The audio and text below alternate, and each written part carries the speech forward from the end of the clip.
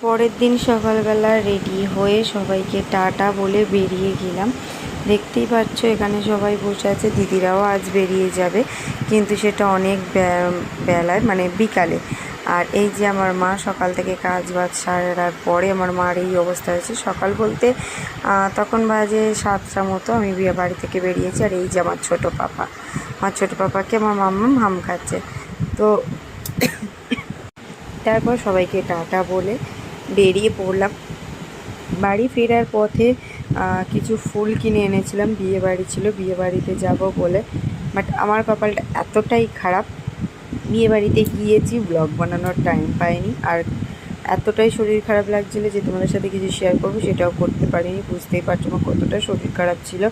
Just গিয়ে ঘুরে চলে এসেছি, আর একদম পাশেই ছিল বিয়ে বাড়িটা। তো চলো, আর কোনো ভিডিও এখন আপাতত আসবে না। টাটা।